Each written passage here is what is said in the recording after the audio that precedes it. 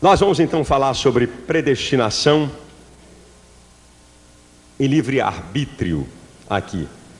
Nós vamos fazer a leitura de 3 versículos da Bíblia Sagrada. 3 passagens da Bíblia Sagrada. Nós vamos fazer aqui essa leitura. A primeira delas, que nós vamos ler, está em Efésios, capítulo 1, versículos 4 e versículos 5. Efésios, capítulo 1, versículo 4 e versículo 5. Vou pedir ao irmão Fernando, faz essa leitura aí, Fernando, por favor. Como também nos elegeu nele antes da fundação do mundo, para que fôssemos santos e irrepreensíveis diante dele em amor. E nos predestinou para filhos de adoção por Jesus Cristo, para si mesmo, segundo o beneplácito de sua vontade. Também vamos fazer uma leitura, também mais uma outra passagem da palavra de Deus, Tito, capítulo 2, versículo 11. Tito, capítulo 2, versículo de número 11. Tito 2:11. Porque a graça de Deus se há manifestado, trazendo salvação a todos os homens. A graça de Deus se há manifestado, trazendo salvação a todos os homens. E a terceira leitura, só para a gente ter como textos básicos, Hebreus, capítulo 5, versículo 9. Hebreus 5, 9. E, sendo ele consumado, veio a ser causa da eterna salvação para todos os que lhe obedecem. Ele veio a ser a causa de uma eterna salvação para quem? Para quem? Ele veio ser uma causa de uma eterna salvação para todos os que lhe obedecem. Bem, então você que quiser anotar, anote aí essas 3 passagens, não é? Efésios capítulo 1, só para a gente ter como base, Efésios capítulo 1, versículo 4 e 5, Tito 2:11 e Hebreus 5:9. Bem, só botar água aqui, vamos nós.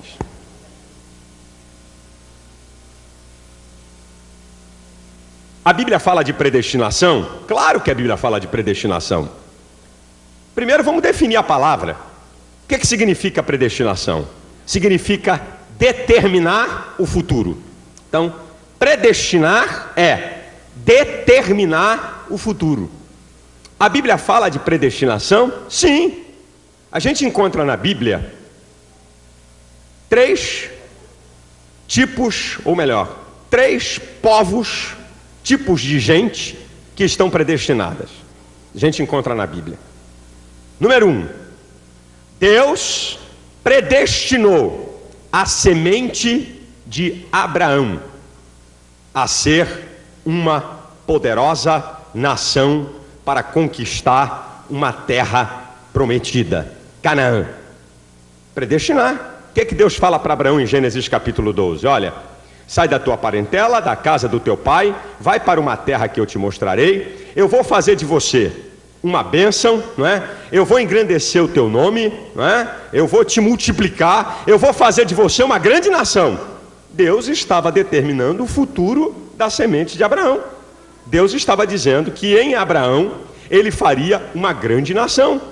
Determinou o futuro dessa semente e determinou para que Israel possuísse a terra prometida, como também determinou que um dia Israel vai reconhecer que Jesus Cristo é o Messias e é o Senhor. Isso é predestinação. Está determinado, foi determinado que Israel possuísse uma terra. E também está determinado que Israel, que o povo de Israel vai um dia reconhecer que Jesus é o Messias. Há também um outro grupo que a Bíblia fala que está predestinado. O Salmo 9, versículo 17, diz assim: os ímpios serão lançados no inferno, e todas as gentes que se esquecem de Deus. Quem vive no pecado vai para onde, gente? Quem vive na impiedade vai para onde? Quem não crê em Deus vai para onde? Então, está determinado que quem não crê, o futuro já está determinado de que quem não crê em Deus, quem não aceita Jesus, quem vive no pecado, vai para onde? Para o inferno. Então, os ímpios, os pecadores, estão determinados a ir para o inferno. E há também um outro grupo, que a Bíblia fala que está predestinado, que é a igreja. Para onde vai a igreja? Para onde é que vai a igreja? É para o céu. Determinar futuro, predestinar e determinar futuro. O Senhor determinou o futuro de Israel, o futuro dos ímpios e o futuro da igreja. A igreja vai para o céu. 1 Tessalonicenses, capítulo 4, versículo 16 e 17. Podia citar tantas passagens sobre isso, mas uma delas é essa. Nós encontramos lá o apóstolo Paulo falando sobre a vinda de Cristo. E ele diz assim, olha, o mesmo Senhor descerá do céu, com alarido, com voz de arcanjo e com trombeta de Deus. Os que morreram em Cristo ressuscitarão primeiro. Depois, nós, os que estivermos vivos, seremos transformados juntamente com eles nas nuvens, a encontrar com o Senhor nos ares, e estaremos para sempre com o Senhor. Você crê nisso? Eu também creio. Agora escute o que eu vou falar. Nós não acreditamos numa predestinação fatalista. O que é predestinação fatalista? É de que Deus já fez escolhas antecipadas de quem vai para o céu ou quem vai para o inferno. Deus já escolheu quem é que vai para o céu e quem é que vai para o inferno. É isso que nós não acreditamos e vamos provar aqui nessa manhã. Nós acreditamos que a igreja vai para o céu. Nós acreditamos que as pessoas que vivem no pecado vão para o inferno.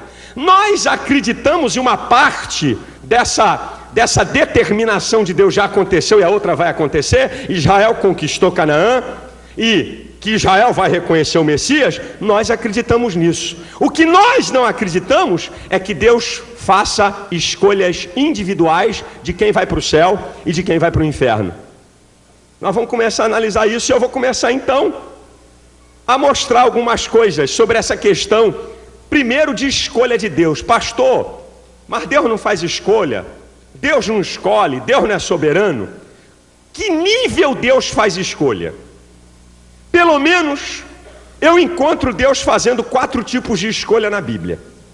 Eu encontro Deus fazendo 4 tipos de escolha na Bíblia. Antes de entrar em Efésios 1, 4 e 5, que é o primeiro versículo que eu citei.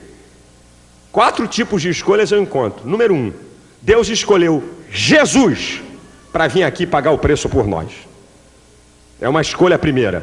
Você pode ver que em João capítulo 6, versículo 38, Jesus fala assim, olha, eu desci do céu não para fazer a minha vontade, mas a vontade daquele que me enviou.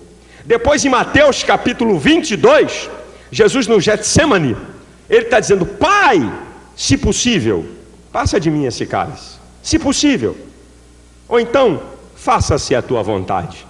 Jesus foi escolhido para vir a esse mundo, para morrer por mim e por você. Essa é uma escolha de Deus. Segundo lugar, Deus escolheu Israel com um tríplice propósito. Deus escolheu Israel. Sim, Deus escolheu. Escolheu Israel para quê? Primeiro, para manifestar o seu poder. Segundo, para trazer a palavra de Deus. Terceiro, para manifestar o Messias no mundo. Deus escolheu Israel para isso. Não tem nada a ver com salvação individual. Não tem nada a ver. Esse é o problema daqueles que acreditam em predestinação fatalista. Eles misturam os textos.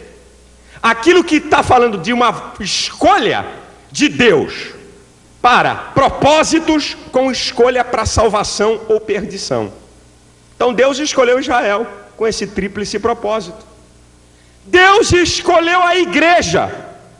E também tem vários propósitos, mas eu posso escolher 3 propósitos pelos quais Deus escolheu a igreja. O primeiro deles, 1 Pedro 2, 9 e 10. O que diz lá? Vós sois a geração eleita, o sacerdócio real, a nação santa, o povo adquirido, para anunciar as virtudes daquele que vos chamou das trevas para a sua maravilhosa luz. Vós que em outro tempo não eras povo, mas agora sois povo de Deus. Primeiro propósito, Deus chamou a igreja para manifestar o evangelho da graça de Deus ao mundo perdido. Segundo propósito de que Deus chamou a igreja, está lá em João 15,16. Não foi vós que escolhestes a mim, mas eu que escolhi a vós, e vos nomeei, para que vades e deis fruto, a fim de que o vosso fruto permaneça, e tudo quanto pedirdes ao Pai, Ele vô-lo conceda. Deus chamou a igreja para produzir frutos nesse mundo corrompido pelo pecado, frutos que possam demonstrar que existe um Deus verdadeiro e um Deus vivo. Em terceiro lugar, Deus escolheu a igreja, aquilo que está em Efésios 3:10. E agora, pela igreja, a multiforme sabedoria de Deus seja conhecida de todos os principados e potestades, segundo o eterno propósito de Deus em Cristo Jesus. O que é isso? O que Paulo está querendo dizer com isso? Sabe o que Deus escolheu a igreja? Quando Satanás olha para a terra, ele diz assim: isso aqui é meu, também é meu. Aqui ó, a ganância pelo dinheiro, o poder político, o poder econômico, os prostíbulos, os motéis, a corrupção, ele vai dando, isso aqui é meu, eu domino aqui, eu domino ali. Epa, quando ele vê a igreja, quando ele olha e vê a igreja é uma demonstração visível de que Cristo o derrotou. Quando Satanás olha para a igreja, ele fica sabendo que tem alguém que é maior e mais poderoso do que ele. A igreja é uma demonstração visível do poder de Deus. Pelo menos esses três propósitos. Agora, então, Deus escolheu Jesus para salvar o homem. Deus escolheu Israel com tríplice propósito: manifestação do poder, trazer a palavra e manifestar o Messias no mundo. Deus escolheu... Ai, esse negócio aqui falhou, meu filho. Aqui, ó, cortou.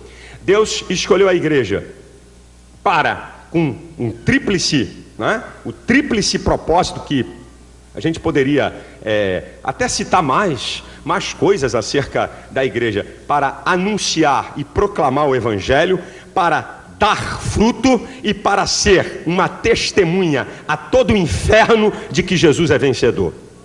Agora, em quarto lugar, Deus escolhe homens para que os seus propósitos se cumpram. Escolha de homens com propósitos vocacionais e ministeriais. Não é escolha para salvação, não. Deus escolhe. Você, quando é diretor de uma empresa, dono de uma empresa, você não trabalha com quem você quer? Não é assim? Você, quando é dono de uma empresa, você não chama quem você quer para trabalhar? E Deus? Deus trabalha com quem Ele quer. É soberania de Deus. Então Deus escolhe homens para desempenharem os seus desígnios e propósitos. Não é escolha para a salvação. Aí eu fico vendo aquele moço na televisão usando Jeremias 1:5, numa tremenda falta de vergonha do que significa hermenêutica. É uma molecagem deturpar um texto daquele jeito. Leia aí Jeremias 1:5. Eu já vi esse cidadão usar esse texto tantas vezes para falar de predestinação para salvação, e o texto não tem nada a ver com salvação. Vê aí, cita aí, Fernando, por favor. Antes que te formasse no ventre te conheci, e antes que saísses da madre te santifiquei, as nações te dei por profeta. Epa, eu vejo ele usar isso, tá vendo? Olha aqui, Deus escolheu Jeremias, já estava predestinado. Aqui a palavra de Deus está dizendo que Deus escolheu ele para quê? Qual é o propósito? Para ser profeta. Para ser profeta. É escolha de Deus para um desempenho ministerial, não é escolha para salvação, não. Isso é uma deturpação da hermenêutica bíblica. A escolha aqui está explicado no versículo. Eu te escolhi desde o ventre para que você seja profeta às nações. Deus também escolheu Moisés. É só você ler Êxodo 3 e 4, os 2 capítulos. Deus se apresenta a Moisés e diz assim: eu quero que você vá lá e liberte o meu povo. Escolha de Deus. Foi Deus que escolheu Moisés. É direito, é soberania de Deus trabalhar com quem Ele quer. É um direito de Deus. Foi Deus que escolheu Davi. Leia 1 Samuel 16. Vai lá ver Quando Deus manda Samuel na casa de Jessé, e aí Samuel, vem o irmão mais velho de Davi, todo bonito, o profeta Samuel diz assim: esse aí é o homem, esse é que eu vou ungir. Eu disse, não é esse aí não. Samuel, o homem olha para a aparência, Deus vê o coração. Aí passou um, passou outro. Não é. Acabaram-se os mancebos? Não, tem um lá tomando conta de ovelha lá, um pirralho lá. Traz ele aqui. E quando Davi chegou, o Espírito do Senhor falou: esse é o homem aí. Deus escolheu Davi. Deus não escolheu Davi para salvação. Deus escolheu Davi para ser rei, para desempenhar um propósito dentro do seu grande plano.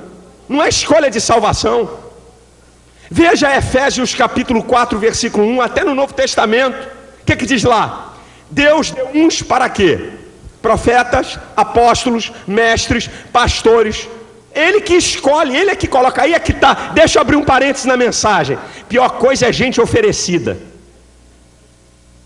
A pior coisa é gente oferecida. Quer ser pastor, nem que eu abra uma birosca e me diga que sou pastor. Vou abrir uma birosca e vou me chamar de pastor. Tem, não é? O pastor chamado e o chamado pastor. O pastor chamado é aquele que Deus escolhe, não é? Deus é que escolhe. É Deus que chama. Para quê Deus levanta na igreja apóstolos? Para que Deus levanta na igreja pastores, evangelistas, mestres? Para o aperfeiçoamento dos santos. É Deus que escolhe. Escolher pessoas para desempenhar uma função no plano do reino é soberania de Deus. Essas passagens não tem nada a ver com escolha de salvação. Tem nada a ver. Esse é que é o problema. As pessoas querem deturpar a passagem bíblica para adaptá-la às suas doutrinas. Daqui a pouco vai ter gente no nosso meio dizendo que não há Deus, porque o Salmo 53 tem uma parte dele que diz que não há Deus. Isola a passagem para ver a bobagem que vai sair. Está aqui, não há Deus. Só esqueceu de dizer o início. Disse o nécio, o maluco, o doido, não há Deus. A Bíblia não declara que não há Deus. A Bíblia está fazendo um registro de que o maluco é que diz que não há Deus. Se você deturpar isso, vai dar uma heresia do tamanho de um bonde. Agora vamos começar a analisar Efésios capítulo 1, versículo 4 e 5. Repete aí para mim, por favor, Fernando.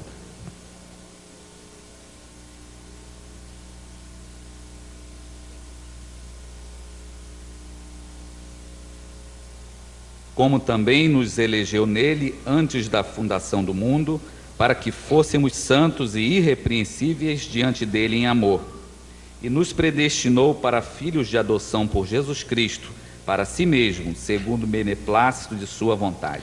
Em Apocalipse capítulo 13, versículo 8, a Bíblia diz assim: o Cordeiro que foi morto antes da fundação do mundo. Jesus foi morto antes da fundação do mundo? Estou perguntando. Não? Claro que não. Jesus foi morto há quase 2000 anos atrás. O que essa passagem quer dizer? O plano que Deus preparou antes da fundação do mundo, porque Deus, na sua onisciência, e dentro da onisciência tem a presciência, Deus sabe de tudo e sabe antecipadamente. Então Deus, sabendo que o homem ia pecar, Deus providencia um plano de salvação, um escape. Deus não é igual o pastor Silas não, que só resolve o problema quando ele acontece. Igual o brasileiro, só descasca o abacaxi quando o abacaxi aparece. Deus não é o homem. Deus, sabendo que o homem ia pecar, ele providenciou um plano. É isso que quer dizer Apocalipse 13, 8. Deus preparou um plano, o Cordeiro que foi morto antes da fundação do mundo. Deus preparou um plano para salvar o homem. Agora Paulo aqui está usando uma linguagem similar. Repete a primeira parte da passagem, por favor. 4. É o 4. Como também nos elegeu nele antes da fundação do mundo. O que Paulo está dizendo aqui? Que quando você aceita a Cristo hoje, você participa de um plano que foi realizado antes da fundação do mundo. Ao você aceitar a Cristo hoje, você participa de alguma coisa que foi elaborada antes da fundação do mundo. É isso que Paulo quer dizer. E aceitar a Cristo está implícito obedecê-lo, ser fiel a Ele e servi-lo. Está implícito essas coisas. Repete, continua o texto aí, por favor. Para que fôssemos santos e irrepreensíveis diante dele em amor. Não, o versículo tem. E nos predestinou para Isso. filhos de adoção por Jesus Cristo. Segundo lugar. Dá água para esse neném, irmão. Sai com ele, leva para o berçário. Olha aqui. Segundo lugar. Pode sair, não tem problema não. Criança é assim mesmo. Já tive filho pequeno. Não precisa ficar envergonhado. Se tiver que sair com o neném, pode. Olha aqui. Segundo lugar, presta atenção aqui. Isso aqui é um texto fundamental.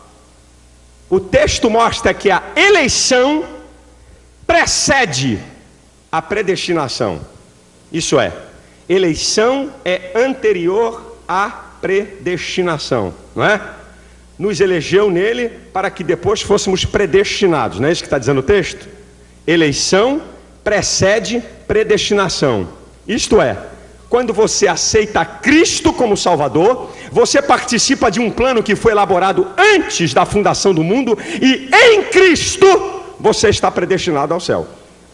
Se você estiver em Cristo, você vai para o céu. Terceiro lugar, e aqui a gente mata.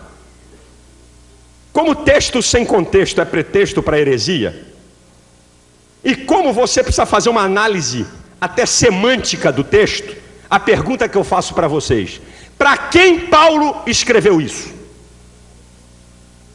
Essa passagem foi escrita para quem? Pode falar. Para quem escreveu? Então, Paulo escreveu para alguma pessoa particular ou ele escreveu para a igreja? Para a igreja. Agora escute o que eu vou declarar para você. Todas as vezes que o Novo Testamento fala em predestinação, pronomes, substantivos e verbos no plural. Você não vai encontrar uma passagem no singular. Paulo está falando então de quem? Da igreja. Essa passagem aqui é para a igreja de Efésios. Ele não está falando para Timóteo. Ele não mandou uma cartinha para Tito. Ele não está falando para uma pessoa. O verbo está no plural. Os pronomes estão também no plural. Nos predestinou, nos elegeu. Ele está falando para a igreja. E está dentro do contexto teológico. A igreja vai para o céu. Se você está na igreja, você vai para o céu. Se você sai da igreja, você vai para o inferno. Está certíssimo. Predestinação que Paulo está falando aqui, ele está falando para a igreja. Em Cristo nós fomos eleitos. Em Cristo a igreja foi eleita para a salvação. Mesmo que você não fique na igreja, a igreja vai para o céu. E só vai para o céu quem está na igreja. Ou você entende isso aqui, meu irmão? Tem semântica, tem teologia. Você quer ver como é que todas as vezes predestinação no Novo Testamento é no plural? Eu citei 1 Pedro 2, 9 e 10. Está no plural. Eu já vi o cidadão usar isso para deturpar. Vós. Ele está falando de quem? Vós sois a geração eleita, o sacerdócio real, a nação santa. Quem é a geração eleita? É a igreja. Ele não está falando de pessoas no singular, ele está falando da igreja.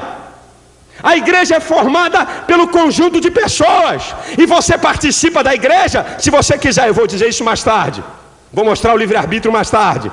Se você está na igreja, você vai para o céu. Se você não está na igreja, você vai para o inferno. Porque os ímpios está determinado a ir para o inferno.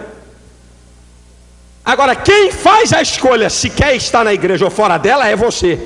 Vou provar mais tarde. Você quer ver uma outra passagem? Romanos capítulo 8, 29 e 30. Está no plural. Pode ver lá, lê aí, Fernando. Um emprego é sempre no plural. Ele está falando da igreja, não está falando de pessoas individuais. Porque os que dantes conheceu, também os predestinou para serem conforme a imagem de seu Filho, a fim de que ele seja o primogênito entre muitos irmãos. E aos que predestinou, a estes também chamou, e aos que chamou, a estes também justificou, e ao que justificou, a estes também glorificou. Está aqui a igreja, ele está falando de quem é que vai ser glorificado, gente? É a igreja, o emprego está no plural. Agora, para jogar uma pá de cal, para acabar, se Paulo é o grande teólogo da predestinação fatalista, conforme eles falam, que Paulo é o teólogo da predestinação fatalista, então Paulo, quando tratar dele mesmo, ele tem que se tratar como um já eleito e predestinado. Vocês concordam?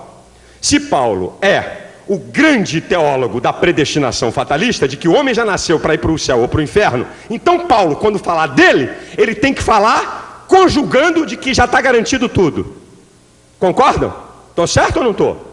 Se Paulo não fala de predestinação individual, então quando ele tratar acerca dele mesmo, jamais ele vai usar palavras de que já está garantido para ele o céu, de que ele já está lá e está acabado, está encerrado. Tá bom assim? Então vamos ver Paulo falando dele. Filipenses 3, 13 e 14. Pode ler, Fernando.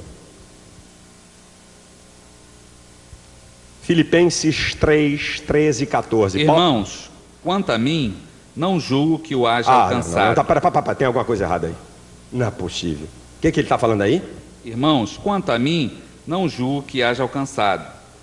Mas uma coisa faço, e é que, esquecendo-me das coisas que atrás ficam, e avançando para as que estão diante de mim, prossigo para o alvo pelo prêmio da soberana vocação de Deus em Cristo Jesus.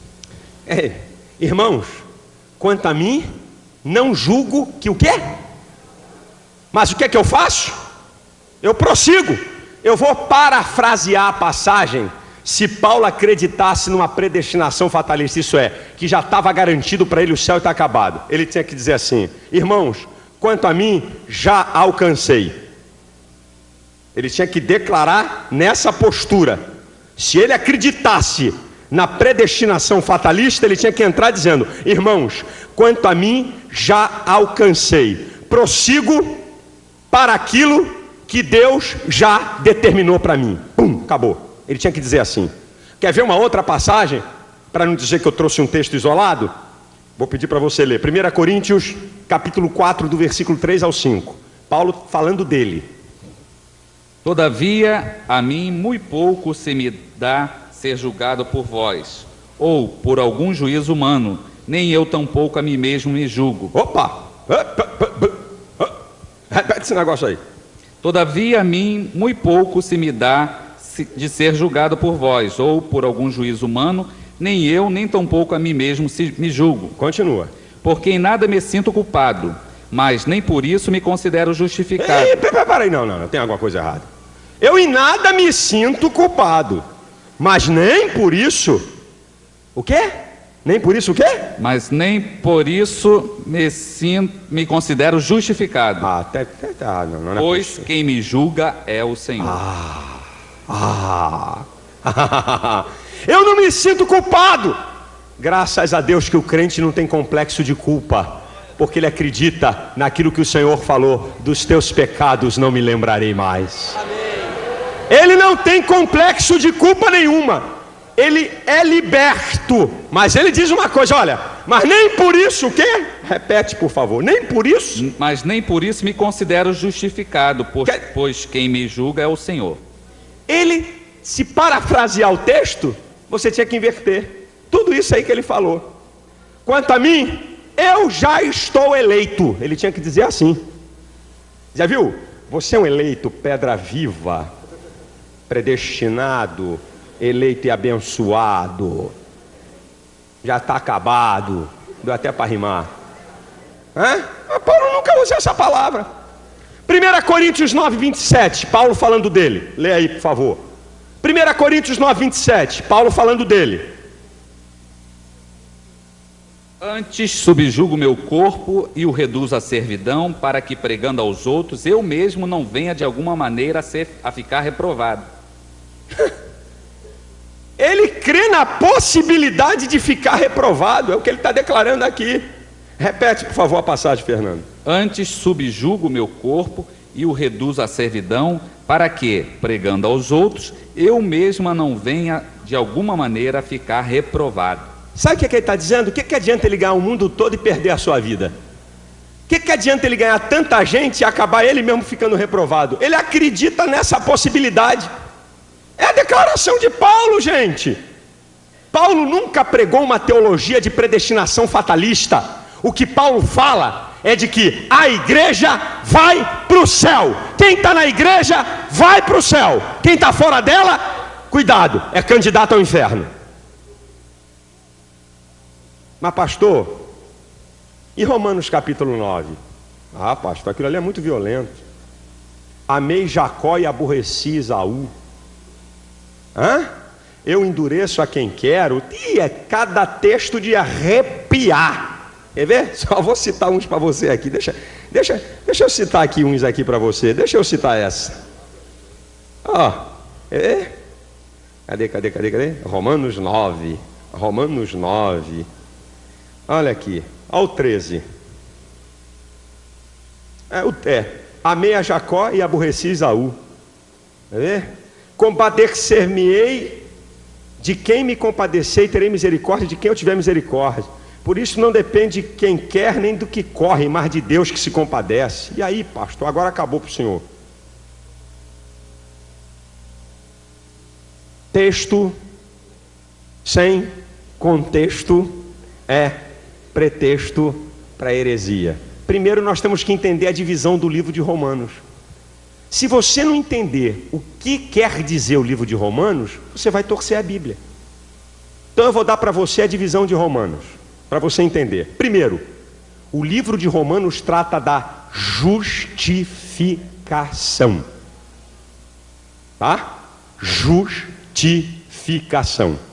Então, o livro de Romanos pode ter alguma pequeníssima discordância, mas no fundo a divisão é essa que eu vou dar. Pode ter alguma coisinha aqui, mas não influencia em nada na divisão do livro. O livro de Romanos, ele é dividido em seguinte: primeira parte, introdução, capítulo 1, do versículo 1 ao 17.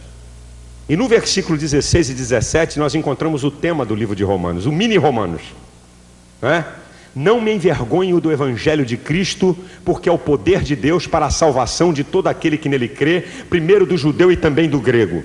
Porque nele se descobre a verdadeira justiça de Deus, de fé em fé, porque o justo viverá da fé. Sabe o que está falando aí? Jesus Cristo, que é a justiça de Deus, é a única solução contra o pecado, e você só obtém essa vitória pela fé. Então, número 1, do capítulo 1, versículo 1 ao versículo 17, a introdução do livro. Segunda parte do livro de Romanos, vai do capítulo 1, versículo 18, ao capítulo 4, versículo 25, trata de de justificação. Depois, do capítulo 5 ao capítulo 8, trata-se de salvação. Capítulo 9, 10 e 11 trata de eleição e predestinação de Israel. Capítulo 12 ao capítulo 15 trata de uma exortação. E o capítulo final do capítulo 15 e todo o capítulo 16 até o versículo 24 é o epílogo, é o final, as considerações finais. Essa é a divisão do livro de Romanos. Não adianta você querer pegar um versículo de uma parte para adaptar para qualquer outra coisa. A divisão de Romanos é essa: introdução, justificação, salvação, eleição, predestinação, mesma coisa, de Israel, exortação e o epílogo. Aqui está a divisão. E quando a gente fala de justificação, a justificação que vai até o capítulo 4, versículo 25, o último versículo, sabe o que mostra? Que a questão do pecado e da justificação são universais. Tanto judeus como gentios estão sobre o domínio do pecado. E portanto a ira de Deus está sobre eles. E só tem um meio: pela fé, você ser justificado pelo sangue de Cristo.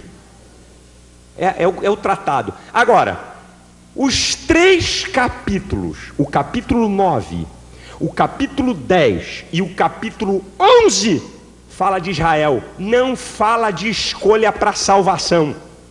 E podemos dividir em 3 partes. Primeiro, o capítulo 9 trata, sabe de quê? A escolha de Deus acerca de Israel no passado. Foi Deus que escolheu Israel. Deus escolheu Israel para quê, hein? Eu falei no início. Manifestar o poder, trazer a palavra e manifestar o Messias ao mundo. Então, o capítulo 9 trata disso. Quando Deus diz assim, amei a Jacó e aborreci a Esaú, quem é que Jacó representa? Jacó representa Israel. Esaú representa os edomitas, a pior qualidade de gente que mais mistura fez, que também tentou brigar contra Israel. Aqui no capítulo 9 não está tratando de salvação, está tratando da escolha que Deus fez a Israel com aquele tríplice propósito. O capítulo 10 mostra o fracasso de Israel, isso é, Israel rejeitando o Messias. E o capítulo 11 mostra a restauração de Israel pelo poder de Deus. Israel vai ocupar um segundo plano até que a plenitude dos gentios se complete. A igreja hoje tem primazia. Aleluia! Aqui a divisão é essa. Não adianta você querer pegar uma passagem para trazer para a salvação, quando ela trata de uma escolha de Deus para um povo, para a salvação individual. Como eu já vi esse abençoado, gente, usar Romanos 9. Isso é uma afronta à hermenêutica bíblica. Hermenêutica é a ciência da interpretação da Bíblia. A exegese é a ciência da interpretação do texto. Se você não tiver esses princípios, você vai fazer uma barafunda da Bíblia. Agora escuta, salvação na Bíblia é para quem obedece. O que é que eu citei Hebreus 5:9? Ele é a causa de uma eterna salvação. Ele é a causa de uma eterna salvação para quem? Para aqueles que lhe obedecem. Você quer ver um outro texto, como é que salvação é para obediente, não porque Deus fez uma escolha prévia? Hebreus, capítulo 3, do versículo 9. Deixa eu ver se é versículo 9, se eu não estou falando aqui o que. Era aí, do versículo 12 ao versículo 19. Leia, Fernando, lê esse texto aí.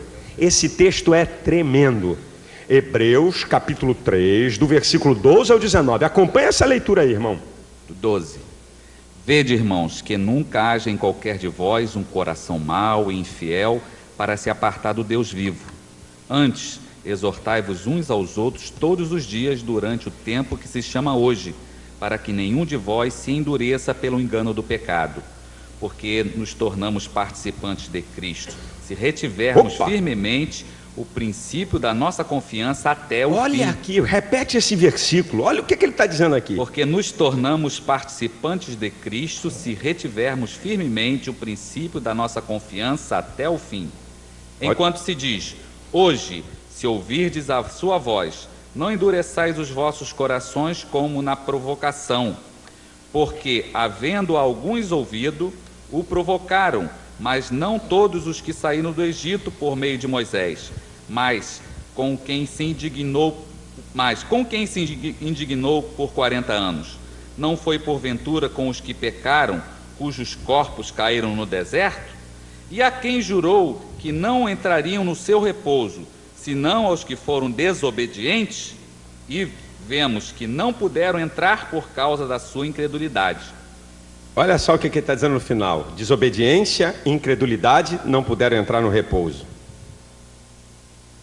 Outra passagem para você mostrar como é que a salvação não é uma escolha prévia e já está acabado. É para quem é fiel e até o fim, como diz aqui. Colossenses, capítulo 1, do versículo 19 ao 23. Leia aí, por favor. Colossenses 1, do 19 ao 23. Abre a Bíblia, eu espero você abrir a Bíblia, que é importante você acompanhar a leitura dessa passagem, de Colossenses 1, do 19 ao 23. Tem uma palavrinha pequena, um advérbiozinho pequeno aí que vai mudar.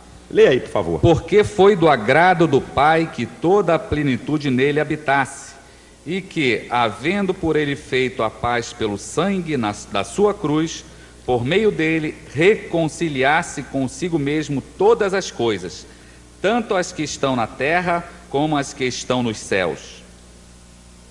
A vós também, que noutro tempo éreis estranho e inimigos no entendimento pelas vossas obras mais, mas agora, contudo, vos reconciliou.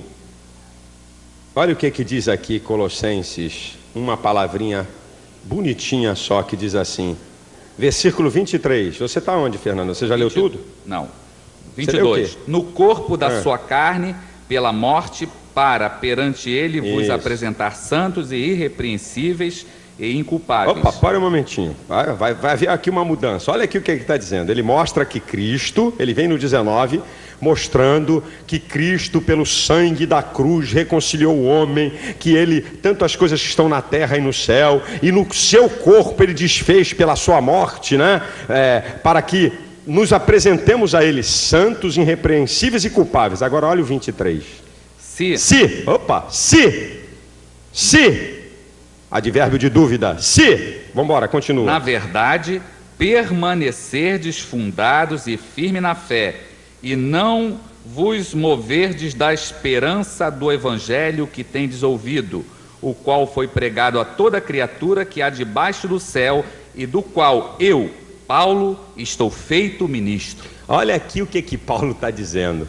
Que Cristo morreu e na sua carne ele desfez, ele reconciliou o homem com Deus, para que nós pudéssemos ser santos, irrepreensíveis. Só que tem uma condição: se, na verdade, permanecerdes fundados, firmes na fé, e não vos moverdes da esperança do Evangelho. Essas coisas acontecem se você for fiel. E aí nós aprendemos uma coisa: tanto no Antigo quanto no Novo Testamento, salvação está na ordem da obediência e da fé. Condenação está na ordem da incredulidade e da desobediência. Toda a Bíblia é assim. Você vê que a passagem anterior de Hebreus, ele chega a citar Israel. Com quem Deus se aborreceu? Foram com aqueles que desobedeceram a ele no deserto. E agora eu vou mostrar para você o que Paulo faz. Paulo faz um paralelo entre a igreja e Israel. Gente, não é possível uma pessoa querer deturpar um teor teológico desse. Você não pode pegar um versículo e isolar. Eu estou te citando vários textos. Agora Paulo vai fazer um paralelo entre a igreja e Israel. Ele vai, para você poder entender bem essa questão de escolha, essa questão de salvação, Paulo faz um paralelo. 1 Coríntios capítulo 10. Olha o paralelo aí. Olha o paralelo que Paulo faz até o versículo 12. Por favor, pode ler do 1 ao 12. Aqui está o paralelo entre a igreja e Israel e você vai entender melhor. 1 Coríntios 10. Do versículo 1 ao 12. O título, a tentação. Ora, irmãos, não quero que ignoreis que nossos pais estiveram todos debaixo da nuvem, e todos passaram pelo mar. E todos foram batizados em Moisés na nuvem e no mar. E todos comeram de uma mesma comida espiritual, e beberam todos de uma mesma bebida espiritual, porque bebiam da pedra espiritual que os seguia, e a pedra era Cristo. Mas Deus não se agradou da maior parte deles. Olha o versículo 5, hein? Pode ler, Fernando. Olha o 5. Deus não se agradou da maior parte deles, por isso foram prostrados no deserto. E estas coisas foram-nos feitas em figura, para que não cobicemos as coisas mais, como eles cobiçaram. Não vos façais, pois, idólatras como alguns deles, conforme está escrito: o povo assentou-se a comer e a beber, e levantou-se para folgar. E não nos prostituamos, como alguns deles fizeram, e caíram num dia 23.000. E não tentemos a Cristo, como também alguns deles também tentaram, e pereceram pelas serpentes. E não murmureis, como também alguns deles murmuraram, e pereceram pelo destruidor. Ora, tudo isso lhes sobreveio como figuras, e estão escritas para aviso nosso, para quem já são chegados os fins dos séculos. O 12. Aquele, pois, que cuida estar em pé, olhe, não caia. Irmãos, Paulo faz um paralelo entre a igreja e Israel. O que Paulo está dizendo? Os 5 pecados que Israel cometeu no deserto e por isso não pôde entrar na terra prometida. Quais são? Está aqui: cobiça, idolatria, prostituição, tentar a Cristo e murmuração. Esses pecados são comuns a nós.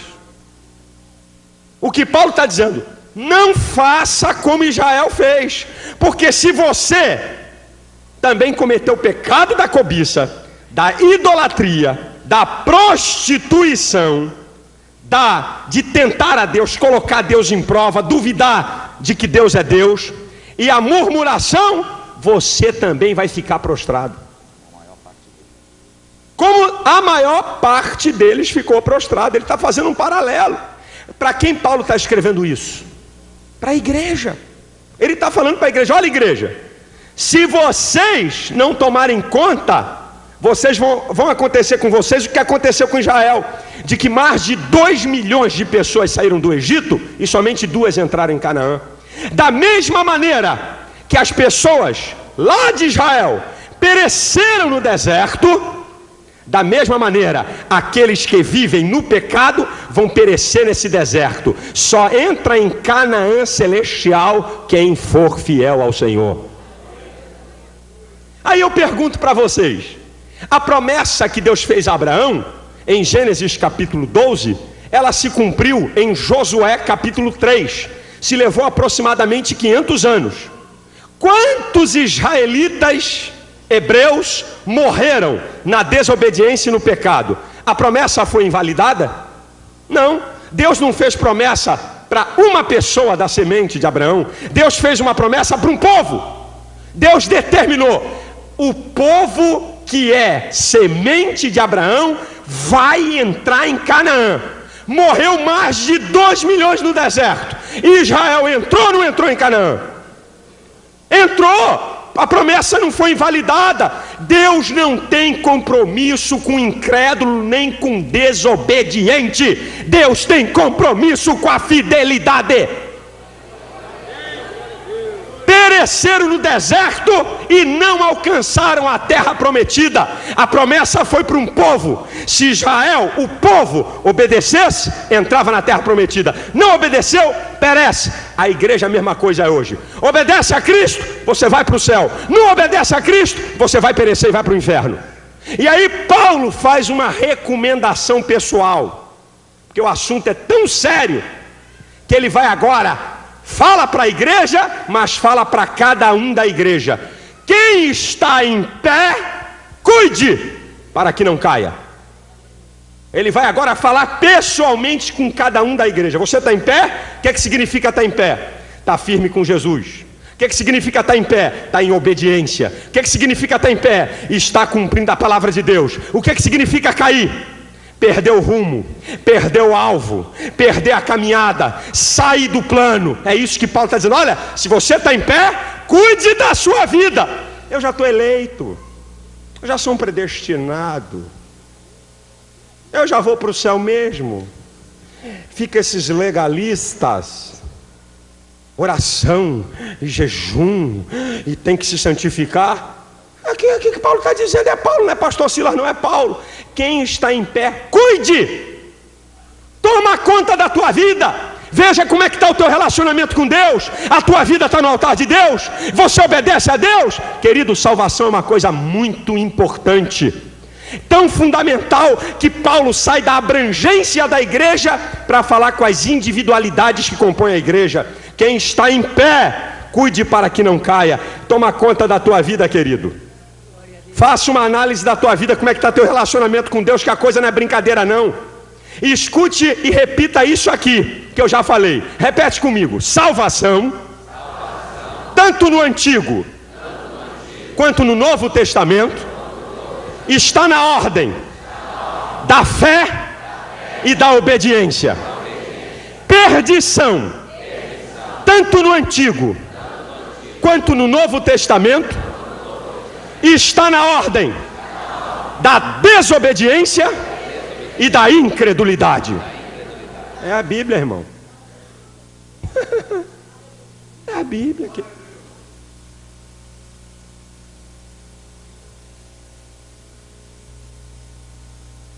A gente tem que pedir graça a Deus. Por que você acha que Paulo jejuava?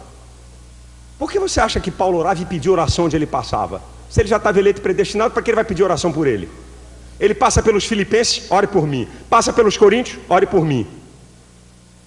Passa pelos romanos, ore por mim. Para que isso? Para que tanto? Já está garantido.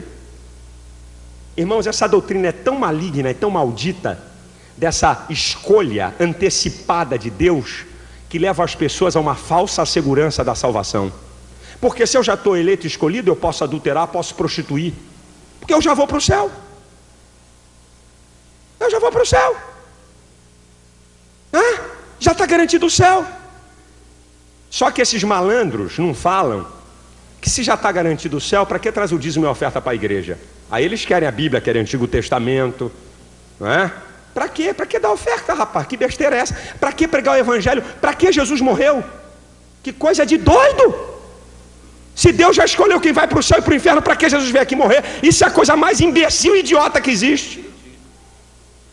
Para quê? Já está tudo acertado. Para que nós estamos pregando? Por que nós estamos construindo o templo? Por que estamos enviando missionário? Irmãos, toda a Bíblia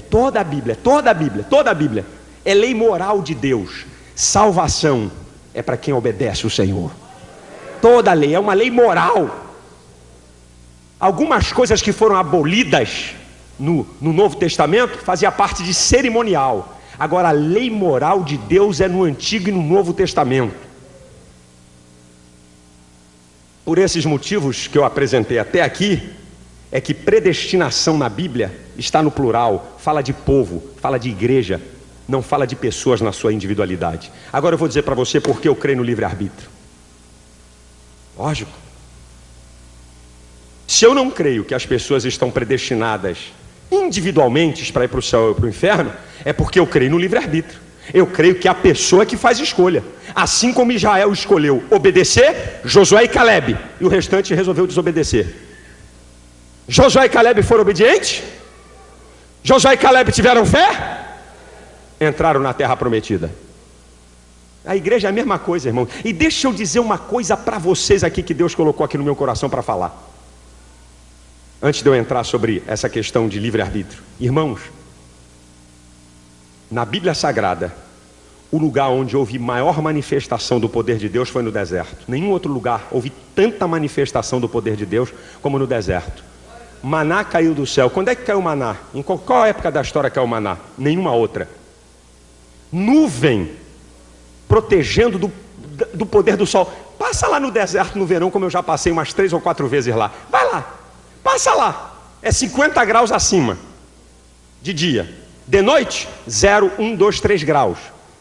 Nuvem para proteger do sol e coluna do fogo para proteger do frio de noite. 40 anos as roupas não ficaram velhas. Foi lá no deserto que a Shekinah, isso é, a glória de Deus se manifestou, que tremeu tudo. E é tão interessante que quando você chega na cordilheira do Sinai, o monte onde o fogo de Deus caiu, ele é preto, ele é escuro. Os outros, a irmã Antonieta já esteve lá, o pastor Santos já esteve lá, o pastor Matias, que não está aqui, já esteve lá. Os outros montes é amarelado, cor de terra. Mas o monte onde o fogo de Deus desceu, ele é preto. Deus balançou, Deus tremeu o deserto. O que o pastor só quer dizer com isso? Que a manifestação do poder de Deus não significa que Deus está aprovando atitudes. É isso que tem muita gente enganada. Ah, mas Jesus está operando aqui, está curando, está salvando. Não, tem uns negócios aí, pastor, uns rolos aí no meio desse povo aí. Mas Deus está operando. Deus opera por misericórdia. Deus opera por bondade. Deus opera por causa do seu amor. Agora, Deus não tem pacto. Deus não tem pacto com pecado.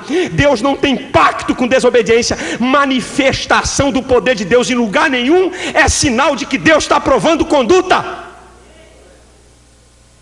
Deus pode manifestar o seu poder em qualquer lugar, mas se a pessoa não estiver vivendo uma vida em conformidade com a palavra de Deus, ela vai ser condenada.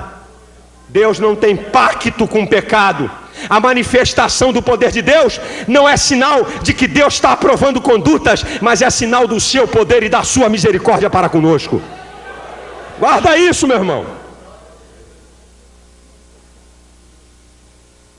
Porque eu creio no livre-arbítrio. Cai blusa, isso aqui é fogo. A blusa sai de um lado. Eu estico o braço daqui e a blusa sai do outro. Tem jeito não. Por isso que toda hora tem que botar a blusa dentro da água. Porque eu creio no livre-arbítrio. Gênesis capítulo 1, versículo 26. Leia aí para mim, Fernando, por favor.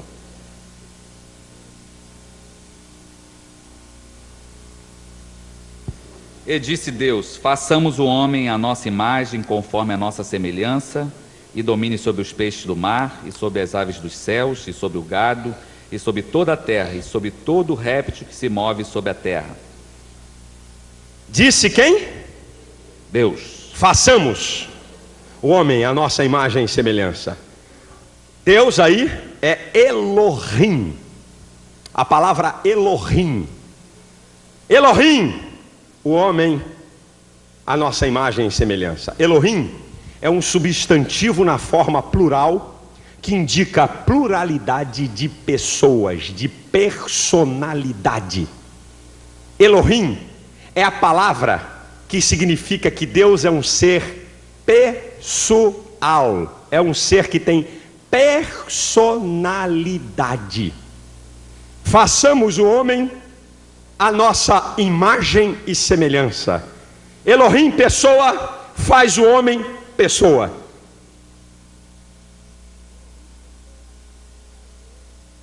O que significa ser pessoa? 3 atributos para ser pessoa. Se não tiver esses 3, não pode ser pessoa: sentimentos, inteligência e volição, vontade própria. Para ser pessoa tem que ter esses 3. Por que o gato, o cachorro, a girafa não são pessoas, mesmo tendo corpo? Porque eles não têm vontade própria, não têm domínio de existência. O animal simplesmente age, o homem pensa. Por isso que Descartes, há muitos anos atrás, falou: penso, logo existo. Só o homem tem domínio de existência. O homem tem a inteligência que faz inferências, vai no passado, analisa o presente e projeta para o futuro. Deus também possui esses atributos de pessoa. Para que a gente possa dizer que Deus possui personalidade, ele tem que ter sentimentos, ele tem que ter inteligência e ele tem que ter vontade própria. Sabe qual é a diferença do homem para Deus no campo da personalidade? É que Deus subsiste em 3 personalidades e o homem em uma personalidade. Deus, quanto a número, é 1. Deus, quanto a essência, é 1. Quanto a personalidade, é trino: Pai, Filho e Espírito Santo. A personalidade do Pai, a personalidade do Filho e a personalidade do Espírito Santo, porque nesses 3 a Bíblia usa pronomes pessoais e você encontra nesses 3 sentimentos, vontade própria e inteligência. Para ser pessoa tem que ter isso. Por isso que o homem tem livre arbítrio, porque ele tem vontade própria. Você faz escolha o tempo todo.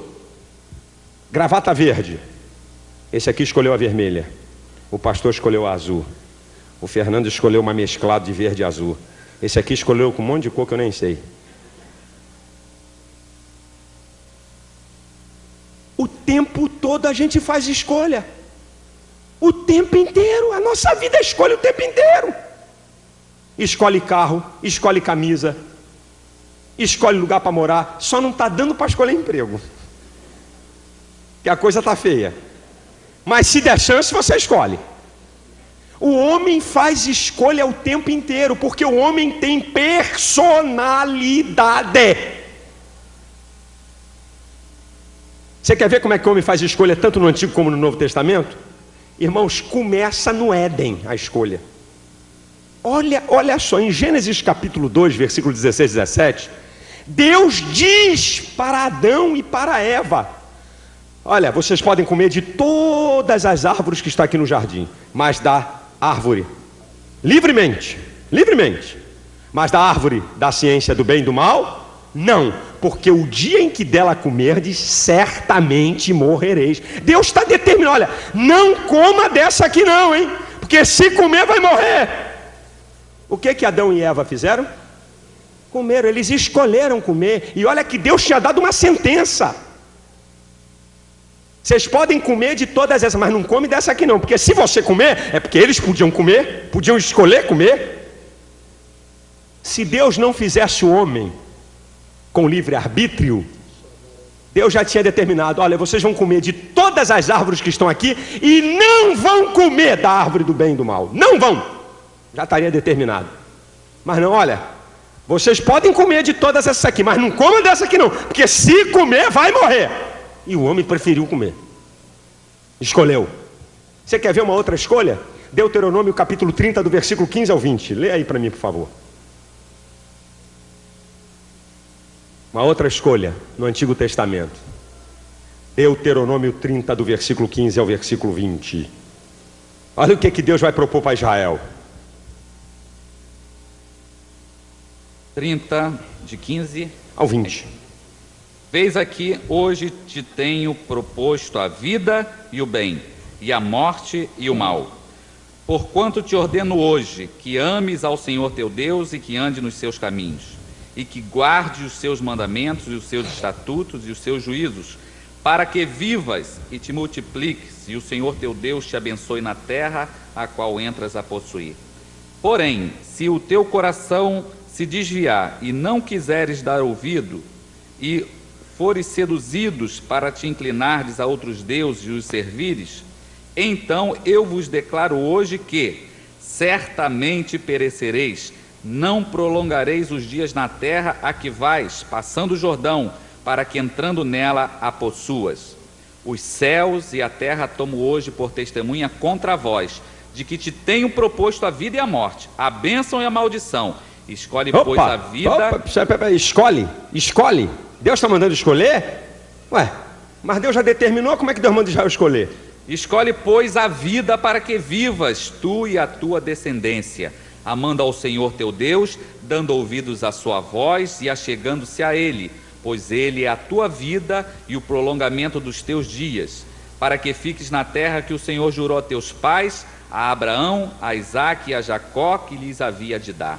Irmãos, eu te ordeno, Deus está mandando, eu te ordeno hoje a bênção, a vida.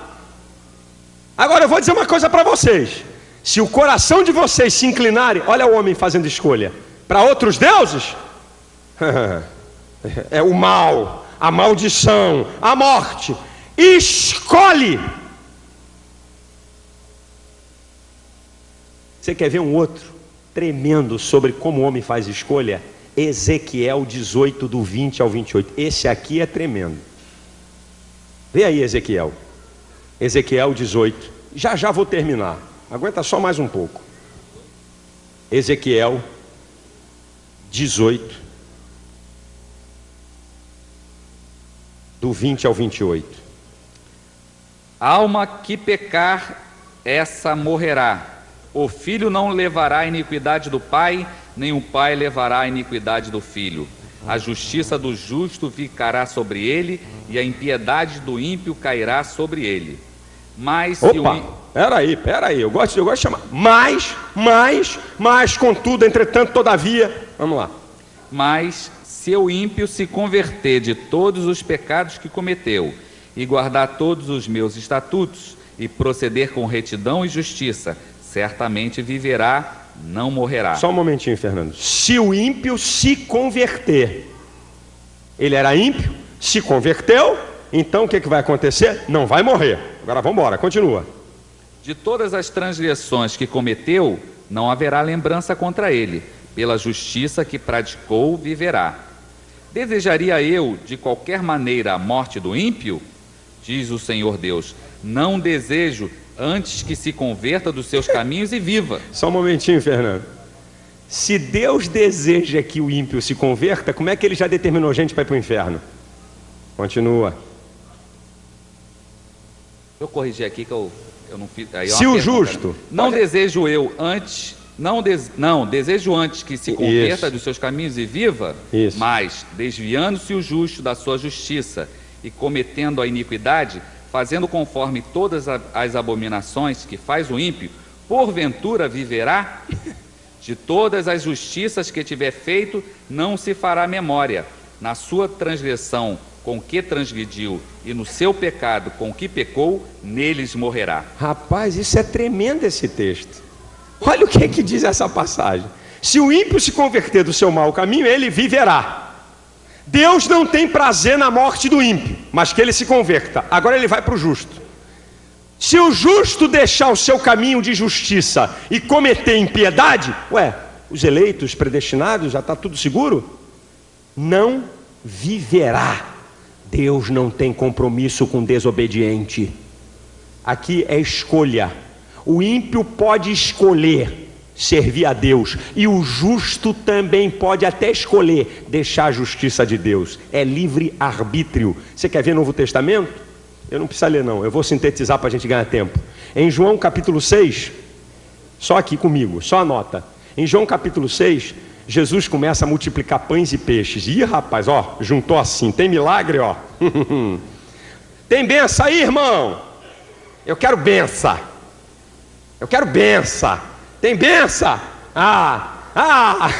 Aí juntou, irmã Antonieta, juntou todo mundo. Culto da Vitória aqui, dá 7 horas, fica em pé. Culto segunda-feira lá na Porta das Ovelhas, não dá nem vaga para mosquito entrar. Quer benção? Vem quinta-feira. Aí Jesus multiplica pães, multiplica peixe, tem quase 5 mil homens. Com mulher e criança tinha quase 20 mil pessoas. Depois que o pessoal comeu e saciou, o couro comeu no lombo da moçada. Jesus começou a apertar. Quem não come a minha carne, não bebe o meu sangue, não tem parte comigo. Aí a turma começou a pular. O pessoal disse: o quê? Eu? Tchau, benção. Até logo. Sai um, sai outro, sai um, sai outro, sai um. O capítulo começa com quase 20 mil pessoas.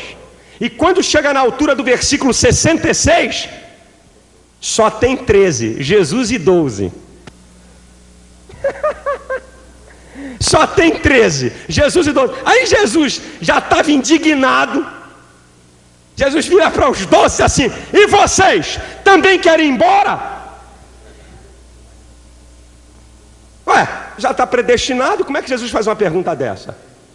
Aí Pedro, talvez tremendo na base, mas era sanguíneo, era um cabra meio doido. Aí Pedro: Senhor, para onde iremos nós? Só tu tens as palavras de vida eterna. Aleluia. Temos conhecido e crido que tu és o Cristo, o Filho do Deus vivo. Nós não vamos embora não, nós vamos ficar. Quer ir embora? Pode ir embora. Querem me abandonar? Abandonem.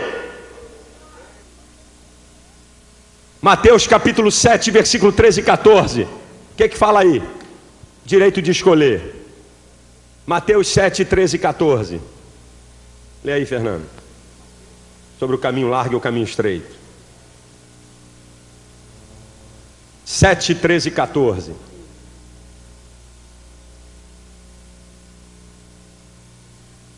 As leis do reino de Deus. Entrai pela porta estreita, porque larga é a porta, espaçoso o caminho que conduz à perdição, e muitos são os que entram por ela. E porque estreita é a porta, e apertado o caminho que leva à vida, e poucos há que a encontrem. Jesus está dando um conselho: entra por essa porta aqui, porque tem uma porta larga do pecado. Muitos são que entram, não é Jesus que coloca, não é Deus que coloca, eles é que entram. Jesus está convidando a entrar pela melhor porta, porque o desejo dele é salvar os homens. Entra pela porta estreita. O caminho apertado é o caminho da renúncia, de dizer não para a sua carne. É esse o caminho que vai levar à salvação. Agora o outro caminho, o caminho do pecado, da iniquidade, vai te levar à condenação. Hebreus capítulo 10, versículo 38 diz assim: o justo viverá da fé, mas se ele retroceder, a minha alma não tem prazer nele. Significa que o justo pode retroceder, porque ele tem livre arbítrio. Sabe por que eu creio que o homem pode escolher e que Deus não determinou pessoas para irem para o céu e para o inferno? Por causa dos atributos de Deus. Pelo menos 3 atributos que Deus possui. O atributo de justiça. Jeová Tsidkenu. Como é que Deus vai mandar inocente para o inferno? Porque se Deus determinou alguém para ir para o inferno e determinou alguém para ir para o céu, Deus vai mandar gente que não tem livre-arbítrio, segundo eles. Então, se a pessoa não tem livre-arbítrio, não tem vontade própria, é porque Deus é que quis colocar no inferno. Como é que Deus pode ser justo? Ninguém pode ser condenado por alguma coisa que não fez. Até na lei dos homens, que é trapo de imundícia a nossa justiça, que dirá Jeová Tsidkenu, Senhor, justiça nossa. Porque eu não acredito que Deus escolheu um grupinho para ir para o céu e outro grupo para ir para o inferno. Por causa do atributo de amor. 1 João, capítulo 4, versículo 8, na primeira parte diz que Deus é amor.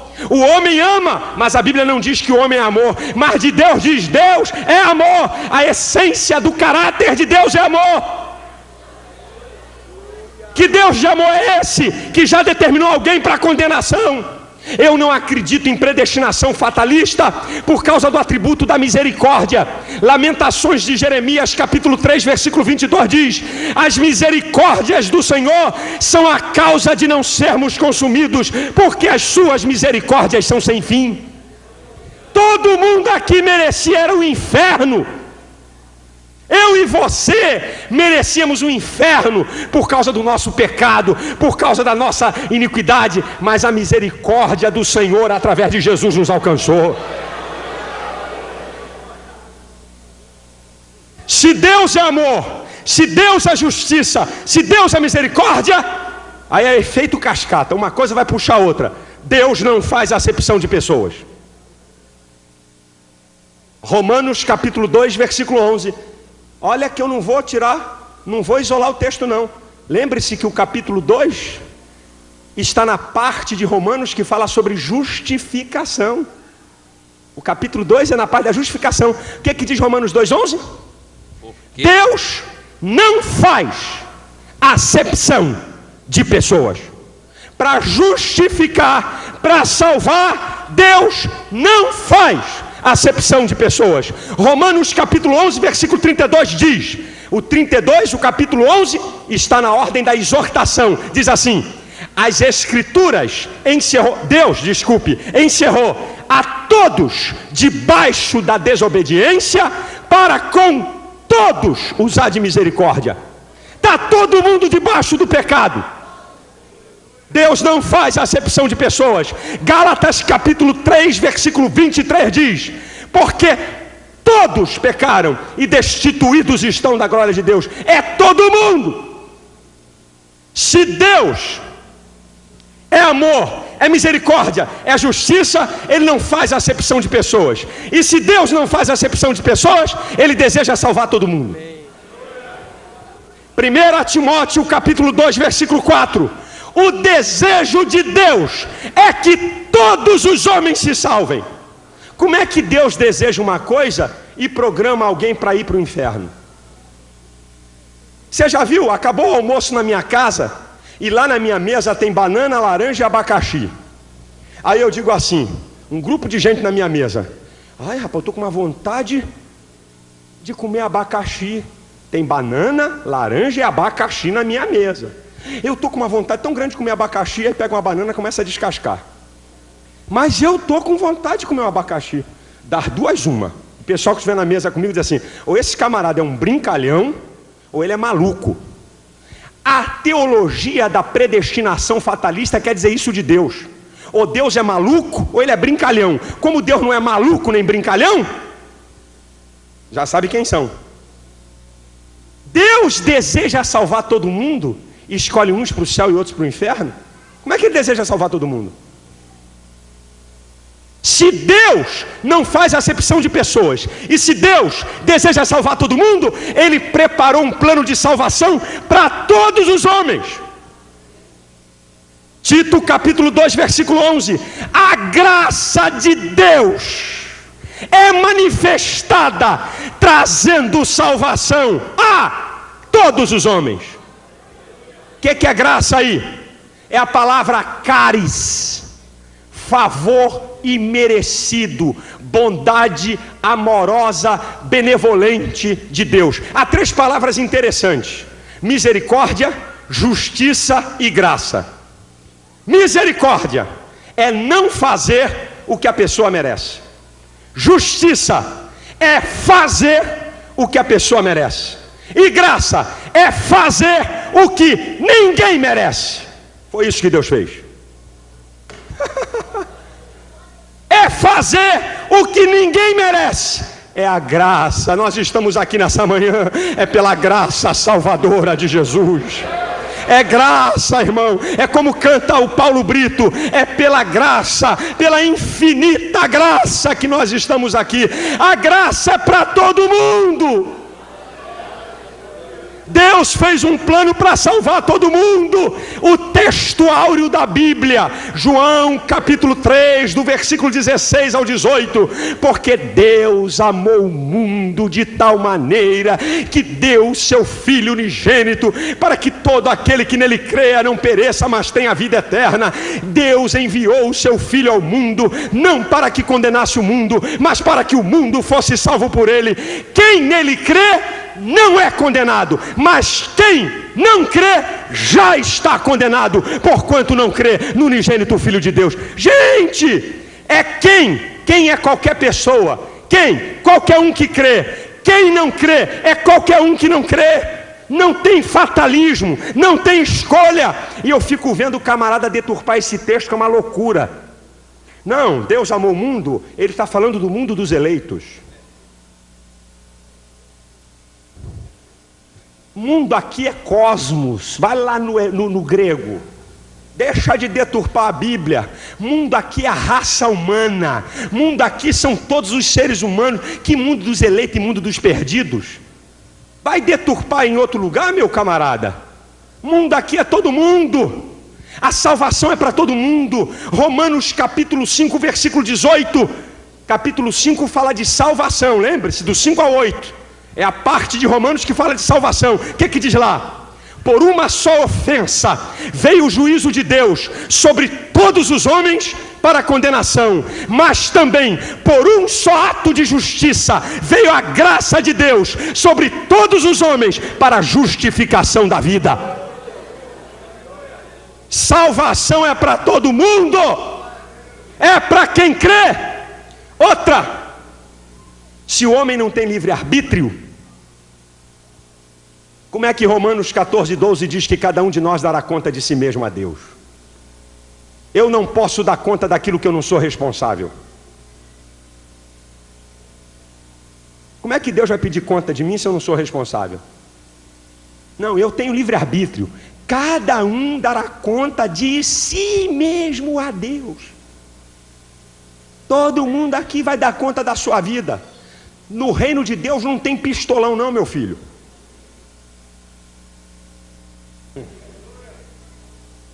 Reino de Deus, meu filho, afina a tua viola. Afina a tua viola, que não tem filho de pastor, amiguinho de pastor, priminho de pastor, irmãozinho de pastor, tem nada disso não. A salvação é uma questão individual. Individual. Outra coisa para você pensar, eu já estou terminando. Se Deus escolheu quem vai para o céu ou para o inferno, Deus é responsável pelo pecado daqueles que vão para o inferno.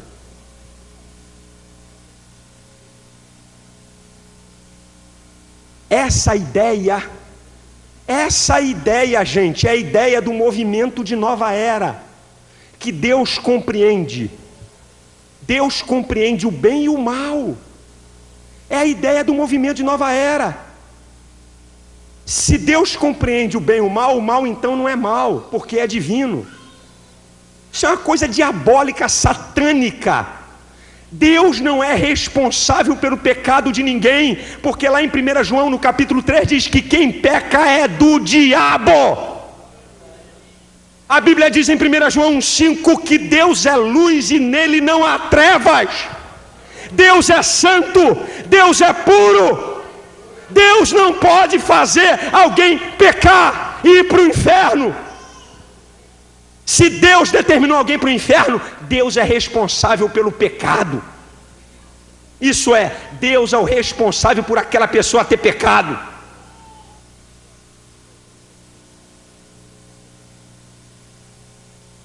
Irmãos, o que Deus espera de nós, como igreja de Jesus? Quando eu citei Tito 2,11, eu vou seguir mais um pouquinho os versículos. Quando Paulo diz que a graça de Deus se ha manifestado, trazendo salvação a todos os homens. O que a graça ensina? Esse é o perigo. É graça! Oba! Tá tudo na graça. Podemos botar para quebrar. Afinal de contas é graça.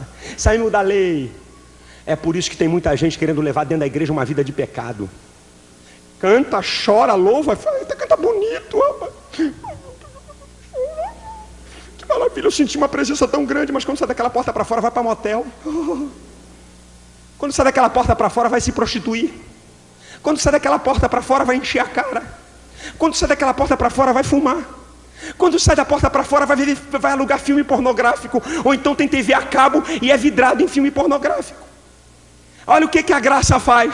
A graça de Deus se ha manifestado, trazendo salvação a todos os homens, ensinando-nos que, renunciando à impiedade e às concupiscências mundanas, vivamos neste presente século sóbria, justa e piamente, aguardando a bem-aventurada esperança, o aparecimento da glória do grande Deus e nosso Senhor Jesus Cristo, o qual se deu a si mesmo por nós, para nos remir de toda iniquidade e purificar para si um povo seu, especial, zeloso e de boas obras. É isso que Deus espera da sua igreja.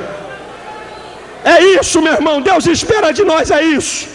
Não caia nessa história de que já está tudo determinado, que não depende nada de você, que você não é responsável. Deus espera de você é isso. Você é povo de Deus, você é especial, você tem que ser zeloso e você tem que ser de boas obras. A tua vida tem que ser diferente do mundo, a tua vida tem que ser uma vida santa. Sabe por quê? Porque a qualquer hora o aparecimento da glória do grande Deus, Jesus Cristo, vem buscar a sua igreja.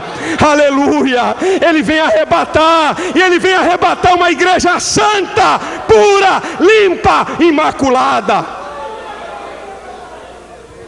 A igreja de pé, por favor. Louvado seja o nome de Jesus. Louvado seja o nome de Jesus.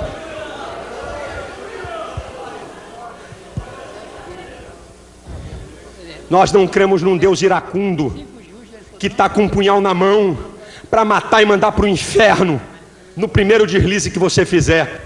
Também não temos essa ideia não, porque tem gente que tem uma ideia de um Deus iracundo. Olha, cuidado, ai Jesus, meu Deus, ai eu vou morrer hoje, ai Senhor, eu pequei agora, ai mamãe, ai. Não, nós não temos essa ideia de um Deus iracundo, mas também não temos uma ideia de um Deus bonachão. Pode pecar, continua pecando, continua errando, continua fazendo o que tem que fazer, que está tudo bem, no final você vai ser salvo. Nós também não temos essa ideia. Nós temos a ideia de um Deus justo, de um Deus santo, de um Deus limpo, de um Deus que tem compromisso com você que é fiel, de um Deus que ama você, de um Deus que quer te ajudar nas suas fraquezas, de um Deus que conhece as minhas limitações, de um Deus que sabe da minha fragilidade e que eu reconheço que eu sou vencedor através dele, eu sou vencedor com ele, eu sou vencedor por ele. Sem ele na minha vida o desastre é grande, sem ele na minha vida eu vou pecar, sem ele na minha vida eu vou cair. Se a Bíblia não tiver como parâmetro na minha vida, eu vou pecar mesmo, eu vou desviar. Oh, que o Senhor possa te guardar, que o Senhor guarde a sua vida até aquele dia. Até aquele dia. Apocalipse capítulo 2 versículo 10 diz: ser fiel até a morte e dar-te-ei a coroa da vida. Deus ama a fidelidade. Deus ama a fidelidade. Diga para 3 ou 4 que está perto de você, irmão, Deus ama a fidelidade. Diga aí, por favor. Deus ama a fidelidade, Isaac. Deus ama a fidelidade. Deus ama a fidelidade. A fidelidade faz parte de Deus. Ser fiel, meu irmão. A vitória da tua vida está na fidelidade. Você quer vencer, seja fiel. Seja fiel. O Espírito do Senhor está dizendo para você aqui nessa manhã: seja fiel. Faça a escolha certa. Faça a escolha certa. Você escolheu Jesus, você escolheu Deus, você escolheu a igreja, você está no caminho certo. Continue, a sua preferência está certa. Mantém sua vida no prumo, mantém sua vida em retidão, porque Jesus vem buscar uma igreja santa, limpa. Ele vem buscar uma igreja separada. Continue, dê testemunho, seja luz, brilhe nesse mundo, porque Jesus ama, Ele tem compromisso com você. Eu disse para você falar para a pessoa que está do seu lado que Deus ama a fidelidade. Agora você vai dizer também para 2 ou 3 pessoas: meu irmão, se você é fiel, Deus tem compromisso com você. Pode falar. Se você é fiel, Isaac, Deus tem compromisso contigo. Valentim, se você é fiel, Deus tem compromisso com você. Aleluia. Eracalabaxanda candalabás. Ora balabachurianda labaxanda candalabás.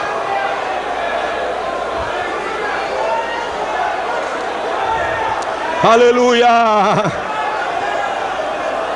Aleluia. Glória a Deus.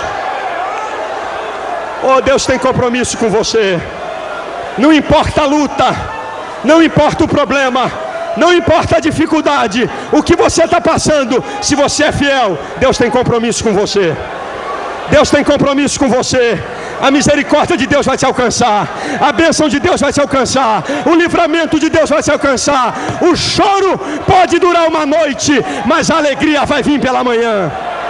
Aleluia! Glória a Deus!